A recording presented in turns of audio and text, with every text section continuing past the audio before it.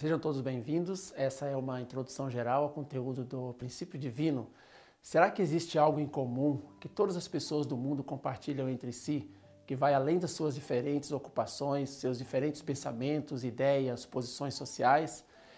Se nós analisarmos a vida de todas as pessoas, sem exceção, todo mundo está lutando para alcançar a felicidade e para evitar a infelicidade. Desde aquelas pequenas coisas que nós fazemos no dia a dia até os grandes acontecimentos que marcam a história, tudo isso são expressões das vidas humanas em sua busca para poder alcançar a felicidade. Então nós devemos perguntar como a felicidade pode ser alcançada. Todas as pessoas se sentem felizes quando seus desejos são realizados, quando seus desejos são satisfeitos. Do ponto de vista da psicologia humanística, explica que o ser humano tem 5 estágios de necessidade, ou 5 estágios de desejo, que é o estágio fisiológico, depois de segurança, social, autoestima e autorrealização. E quando ele completa esse 5º estágio, ele está completamente feliz ou está satisfeito de todas as suas necessidades. Mas, de acordo com o princípio divino, é uma perspectiva diferente, porque nós temos 2 tipos de desejos opostos dentro de nós. Então, dentro de cada ser humano existe uma mente original e uma mente má. Essa mente original, ela é a origem dos nossos bons desejos que produz felicidade. Por outro lado, nós temos também dentro de nós a mente má, que ela é a origem dos maus desejos que produz a infelicidade. Porque quando nós realizamos um mau desejo, a nossa consciência fica pesada, nós ficamos com remorso de consciência. Então, dentro de cada ser humano existe uma contradição entre os desejos da mente original e os desejos da mente má. E essa contradição existente dentro de cada pessoa, ela expande para o nível de família, para a sociedade, para a nação, para o mundo todo. Então, hoje, o mundo que nós vivemos é um mundo de contradição. E tudo que está vivendo em constante autocontradição está vivendo à beira da autodestruição. Então, como o apóstolo Paulo diz em Romanos 7, 21, 24, está escrito, né? Segundo o homem interior, tenho prazer na lei de Deus, mas eu vejo nos meus membros outra lei que batalha contra a lei do meu entendimento, que luta contra aquilo que eu quero, né? Então, o apóstolo Paulo percebeu em si mesmo essa contradição que assola a vida de todo ser humano e ele expressou dessa forma, né? Por um lado eu quero fazer a coisa certa, mas eu vejo outra força puxando para fazer a coisa errada, com desejos também errados. Então, essa contradição que existe no ser humano, que vai para a família, a sociedade, a nação, para o mundo todo, será que o ser humano sempre existiu assim, desde a sua criação, desde a sua origem? Será que o ser humano sempre existiu nesse estado de contradição, de autodestruição? Não. De acordo com o cristianismo, quando nós olhamos a Bíblia, nós podemos perceber que a queda do homem foi a origem desta contradição do ser humano. E quando nós observamos a queda do homem do ponto de vista do intelecto, nós percebemos que a queda do homem significou a descida da humanidade até a escuridão da ignorância, ou seja, a descida do ser humano até a ignorância. E como nós temos 2 aspectos, a mente e o corpo, um aspecto interno e um aspecto externo, então devido à queda, na nossa mente surgiu uma ignorância chamada ignorância interna. Em outras palavras, ignorância interna significa ignorância espiritual.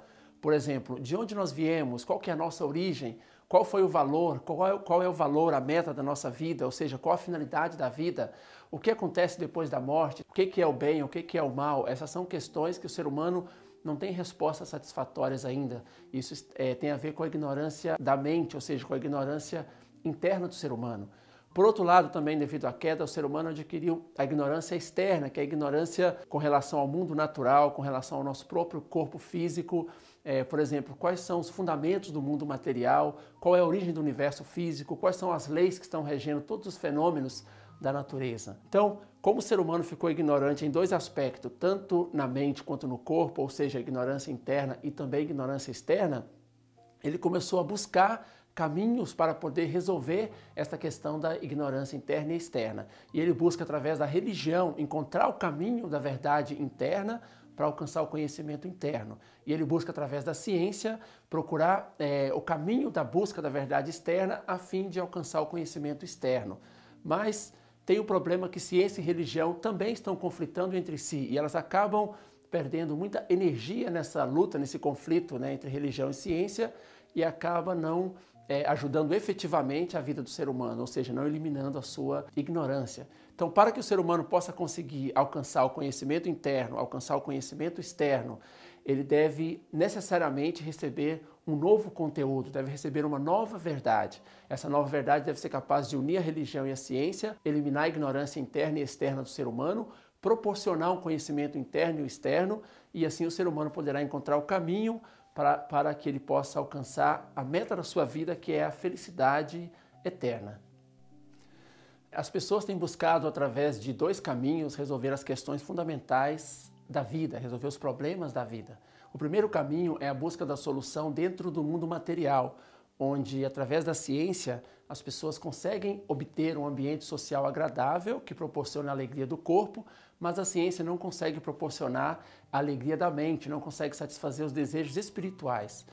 O outro caminho é a busca da solução dentro do mundo essencial da causa, onde, através da filosofia e das religiões, as pessoas têm tentado resolver as questões fundamentais da vida. Mas nós devemos perguntar, será que já houve algum filósofo, algum santo, algum sábio que alcançou o conhecimento capaz de resolver todas as angústias da humanidade? Será que já houve algum sábio que mostrou claramente o caminho para resolver as questões fundamentais da vida humana? Na verdade, os seus ensinamentos, as suas ideias acabaram gerando mais questões sem respostas e um maior ceticismo por causa disso. E a conclusão é que ainda há numerosos problemas que precisam ser resolvidos. Por outro lado, as religiões fizeram contribuições positivas em suas épocas, mas com o passar do tempo também acabaram perdendo a força para iluminar o caminho e tirar o ser humano da sua ignorância. Por exemplo, nós podemos observar a história do cristianismo, que durante 2000 anos o cristianismo expandiu, alcançou o nível mundial, professando a salvação da humanidade. Mas o cristianismo não conseguiu, por exemplo, uma teoria que pudesse vencer a teoria do comunismo materialista, que nega a existência de Deus. Por outro lado, mesmo ensinando que todas as pessoas são irmãos, centralizados em Deus, filhos do mesmo Pai, muitos cristãos, infelizmente, não sentam do lado de seus irmãos por causa da questão de cores de pele diferente. Então, a discriminação racial também é algo que cresceu dentro do mundo religioso, dentro do mundo cristão. Mas existe um outro vício social ainda mais grave, ainda mais fundamental do que a questão do materialismo e a questão da discriminação racial. Esse é o vício social da imoralidade sexual ou a promiscuidade sexual. Esse vício tem conduzido a vida das pessoas a ruínas e mesmo líderes iluminados têm chegado a um triste fim por causa dessa questão. Então, quanto mais a vida se torna fácil, quanto mais a sociedade melhora, a civilização evolui, quanto mais a vida se torna confortável, mais aumenta a incidência do adultério, mais aumenta a incidência da promiscuidade sexual. Então, por que a religião não tem conseguido realizar suas missões? O primeiro ponto é porque a religião tende a negar a realidade física, enfatizando apenas a alegria espiritual, mas assim como a mente e o corpo não podem ser separados, o mundo espiritual e o mundo físico também não podem ser separados, então a felicidade espiritual e a felicidade física também não podem ser separadas. Então, quando a religião dá muita ênfase na realização apenas da alegria, da felicidade espiritual, negando a felicidade física, acaba entrando em contradição, porque o desejo de sentir felicidade física estão acompanhando as pessoas, mesmo as pessoas religiosas, assim como se fosse uma sombra. Então, por causa dessa contradição, a religião acaba perdendo a sua força, enfraquecendo quando se diz respeito a ajudar o ser humano a eliminar, resolver as questões fundamentais da sua vida. O segundo ponto é a carência de explicação lógica e explicação científica. Para as pessoas poderem praticar o que a religião ensina, as pessoas precisam acreditar.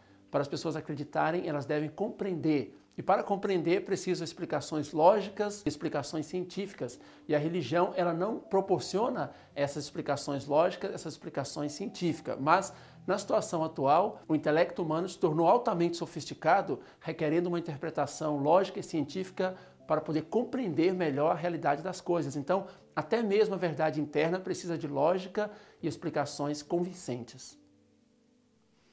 A necessidade de uma nova verdade. Então, na situação atual, onde a ciência, a religião, a filosofia não têm conseguido resolver todas as questões fundamentais da vida humana, é inevitável que apareça uma nova verdade.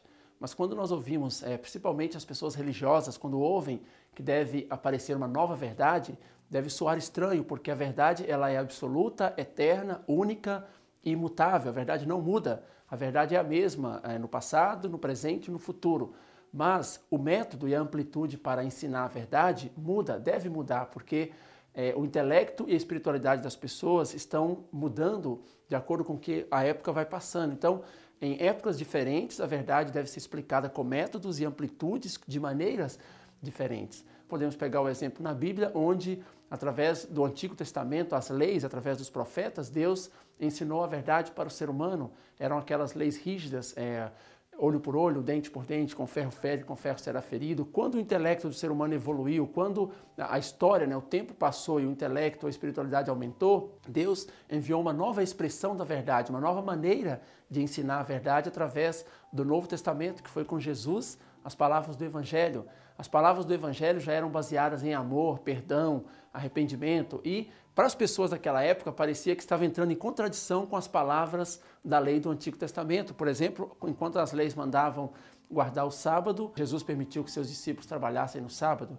Enquanto as leis do Antigo Testamento falavam que deveria apedrejar a mulher se fosse pega em prostituição, Jesus, além de impedir que eles apedrejassem, disse: aquele que não tem pecado, atire a primeira pedra. Então, para as pessoas daquela época, essa nova verdade que Jesus trouxe parecia que estava contradizendo com as palavras do Antigo Testamento.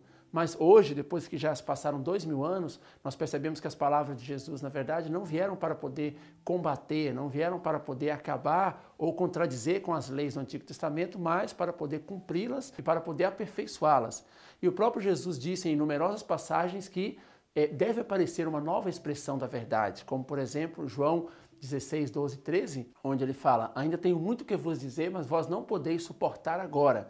Mas quando vier aquele Espírito de verdade, ele vos guiará em toda a verdade, porque não falará de si mesmo, mas dirá o que tiver ouvido e anunciará o que há de vir. Então, nessa passagem, Jesus deixou claramente que ele tinha algo para dizer, mas não podia dizer naquele momento. E ele disse que no futuro seria explicado essas coisas.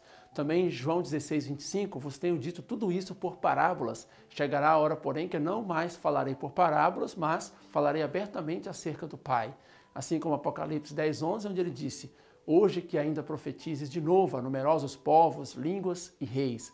Então, essa nova verdade, quando ela aparecer, quando ela vier, é através de quem que Deus irá dar esse novo conteúdo de verdade. Como está escrito na Bíblia em João 14, 6, disse-lhe Jesus: eu sou o caminho, a verdade e a vida. Ninguém vem ao Pai senão por mim. Então, essa nova expressão da verdade, ela deve vir através da volta de Cristo, deve vir através do Senhor do segundo advento. Quais missões esta nova verdade deve cumprir? Primeiro, deve unificar a religião e a ciência, que significa a verdade interna e a verdade externa. Através de unificar a religião e a ciência, a nova verdade deve ser capaz de ajudar o ser humano a eliminar sua ignorância, eliminar sua contradição e encontrar felicidade através da sua mente original. A outra missão da nova verdade é mostrar a existência de Deus, tanto através do intelecto quanto através do coração.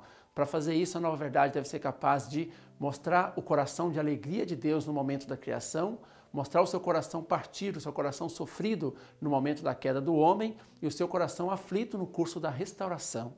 Também a nova verdade deve ser capaz de unificar os pensamentos, ideologias, religiões, resolver os conflitos e guerras históricos da humanidade, por exemplo, as guerras, conflitos entre democracia, comunismo, espiritualismo e o materialismo. Essa nova verdade deve ser capaz de abraçar todas as religiões, ideologias, filosofias da história e trazer uma completa união entre elas. A nova verdade também deve ser capaz de realizar no mundo uma única família humana.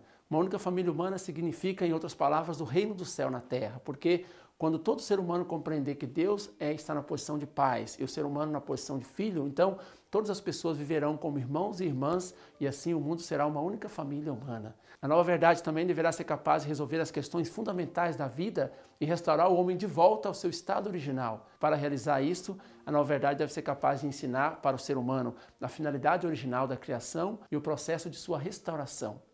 Outra missão muito importante da nova verdade deve ser esclarecer os difíceis mistérios da Bíblia. Por exemplo, quando nós pegamos a queda do homem, o que foi o fruto da queda? Será que foi um fruto literal? Mas se foi um fruto literal, por que Jesus disse em Mateus 15, 11 que o que entra na boca não contamina, não mata o homem?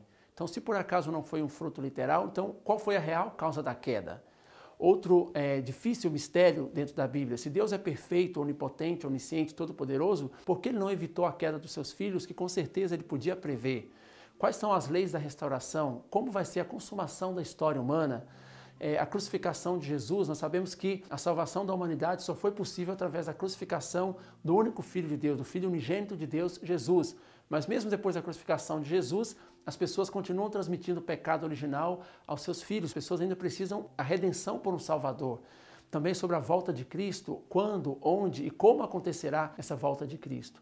Então, como está escrito na Bíblia em João 16, 25, vos tenho dito tudo isso por parábolas, por símbolos. Chegará a hora, porém, que não mais falarei por parábolas e símbolos, mas falarei abertamente acerca do Pai. Então, quando essa nova expressão da verdade, essa nova verdade aparecer através do Senhor do segundo advento, deverá falar sobre todas essas questões da Bíblia e muitas outras de uma forma clara, de uma forma com que todas as pessoas possam entender. Então, quando nós falamos sobre realizar um mundo de uma família humana, uma única família humana sob Deus, como que é possível realizar isto? Quando a nova verdade mostrar a realidade de Deus, a realidade do mundo espiritual, o ser humano perceberá que a finalidade fundamental da sua vida não deve ser colocada no mundo externo da matéria, mas deve ser colocado no mundo interno do espírito, que é eterno. Então o ser humano poderá viver como irmãos e irmãs com uma mesma finalidade. Isso significa uma única família sob Deus. Então as pessoas viverão desfrutando do verdadeiro amor fraternal, verdadeiro amor de irmãos e irmãs, e ninguém será capaz de prejudicar o seu próximo para o seu próprio benefício. Quando todos tiverem o real sentimento de que Deus é o seu Pai e que Deus quer que nós amemos uns aos outros, ninguém conseguirá cometer pecado algum. Infelizmente, na história humana, mesmo aquelas pessoas que acreditavam em Deus acabaram cometendo pecado. A razão disso é porque a sua fé em Deus era na forma de conceito e não na forma de uma experiência viva. Então, se o homem sentisse a presença de Deus em real e conhecesse a lei celeste de que as pessoas que cometem pecado não vão para um bom lugar no mundo espiritual, ele não ousaria cometer pecado algum. Então, este mundo sem pecado, ele pode ser chamado de reino do céu na terra. Em outras palavras, ele é a finalidade última da criação de Deus. Então, nós entendemos que é extremamente importante que essa nova verdade, essa nova expressão da verdade chegue para os nossos dias.